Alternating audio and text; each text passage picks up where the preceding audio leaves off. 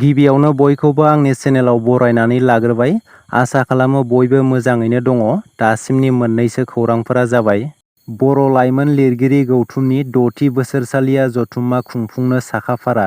तामुलपुर जिल्लानि तामुलपुर डिग्री फरायसालिमानि लांगोनायाव साननैनि हाबाफारिजों दिनै एबा 7 सेप्तेम्बर आरो 8 सेप्तेम्बराव साननैनि हाबाफारिजों बर' लाइमोन लिरगिरि गौथुमनि 6थि बोसोरसालिया जथुम्माखौ खुंफुंनो लानाय जादों।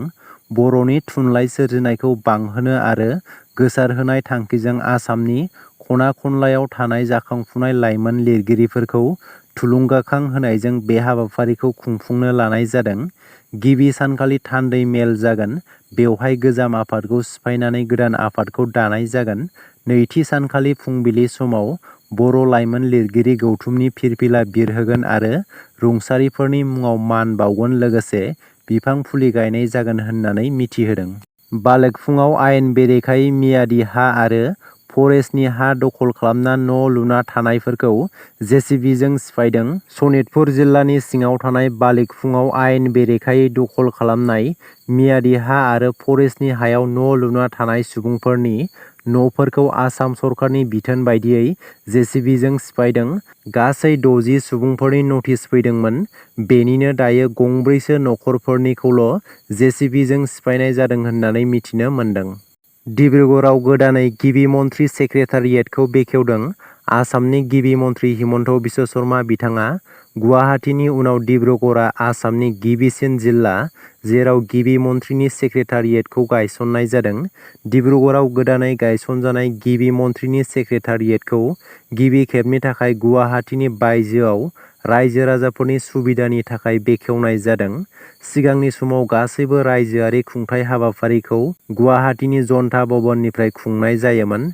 बे बारनिफ्राय गिबि मन्थ्रि हिमन्त बिश्व शर्मा बिथाङा गोजौ आसामाव सुबुंफोरनि जिंगाखौ बांसिन गोहोम गोनां महरै फोजोबनो थाखाय दानफ्रोमबो सानब्रै डिब्रुगड़निफ्राय सामलायगोन।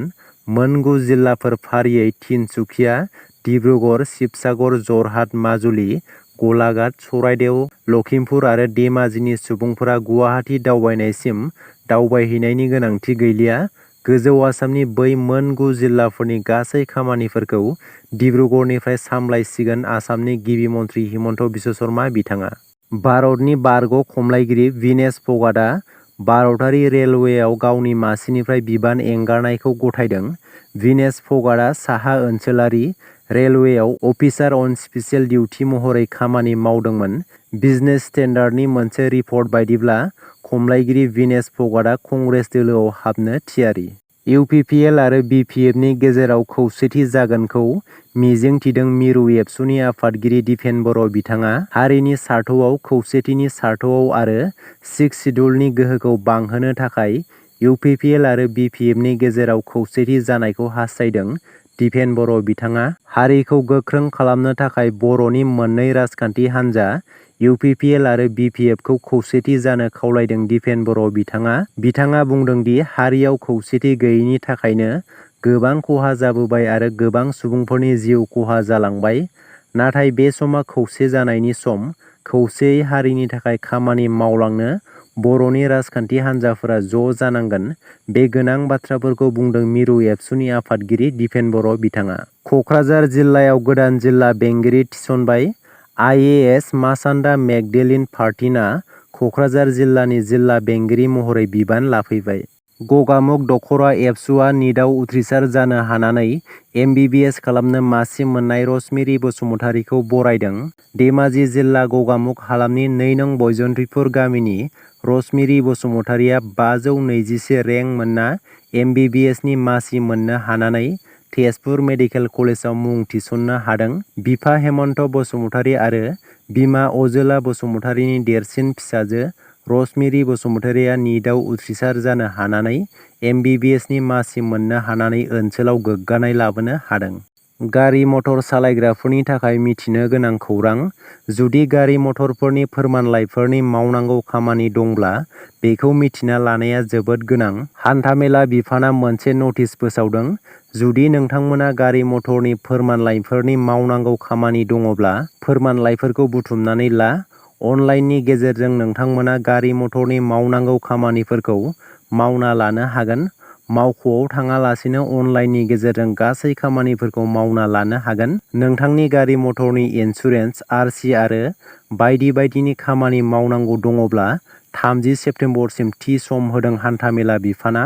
हान्थामेला बिफाना फोसावनाय परिवहन.gov.in वेबसाइटनि गेजेरजों गासै खामानिफोरखौनो मावनानै लानो हागोन। रेशन कार्डखौ लानानै रायजो सरकारनि मोनसे गेदेर थांखि। रायजोआव 20 लाख गोदान नख'रफोरा रेशन कार्ड मोननो हागोन। रायजो सरकारा गासैबो गोरिब नख'रफोरनो रेशन कार्ड होनो थांखि लादों।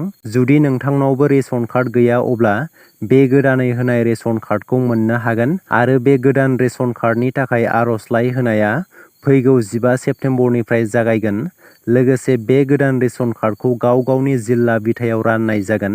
बेनिखायनो जायफोरना रेशन कार्ड गैया बिथांमोना बे गोदान रेशन कार्डनि आर'जलाइ होनो थाखाय गोनां जानाय गासै फोरमानलाइफोरखौ थियारि खालामनानै ला। मख'नो गोनांदि बे रेशन कार्डनि आर'जलाइ होनायाव आधार कार्डनि जोबोद गोनांथार जागोन। बेनिखायनो जायफोरना आधार कार्ड गैया बैसोर थाबैनो आधार कार्डखौ बानायनानै ला। बे गोदान रेशन कार्डनि आर'जलाइ होनायाव आधार कार्ड आरो भटार कार्ड आरो गुबुन गुबुन फोरमानलाइफोरनि गोनां जागोन आरो गासैबो फोरमानलाइफोरखौ जमा होनो आरो आर'जलाइ होनायनि उनावनो गोदान रेशन कार्डखौ मोननो हागोन। फैगौ 1 अक्ट'बरनिफ्राय मानास माहारियारि हाग्रामाखौ दावबायारिफोरनि थाखाय बेखेवफिनसिगोन। मानास माहारियारि हाग्रामा आरो टाइगार रिजार्भखौ दैज्लां बोथोरनि थाखाय गोलाव सम बन्द' खालामथ'नायनि उनाव दावबायारिफोरनि थाखाय फैगौ 1 अक्ट'बरनिफ्राय फिन बेखेवफिनसिगोन। इउनेस्क'नि वर्ल्ड हेरिटेज साइटखौ भारत सरकारनि आबहावा, हाग्रा आरो बोथोर सोलाय बिफानजों लोगोसे माहारियारि टाइगार रिजार्भ बिबानगिरिया दैज्लां बोथोरनि थाखाय थांनाय 20 जुननिफ्राय दावबायारिफोरनि थाखाय बन्द' खालामदोंमोन। गोलाव सम बन्द' थानायनि उनाव गांसे बिथोनमानि गेजेरजों फैगौ 1 अक्ट'बरनिफ्राय इउनेस्क'नि वर्ल्ड हेरिटेज साइट मानास माहारियारि हाग्रामाखौ दावबायारिफोरनि थाखाय बेखेवफिननो बिथोन होदों होननानै मानास माहारियारि टाइगार रिजार्भनि फिल्ड डिरेक्टर आरो हाग्रानि चिफ कनजारभेटर बिथांमोना मिथिहोदों। दासिमनि मोननैसो गोनां खौरांफोरा बेनोमोन। गोजोन्थों।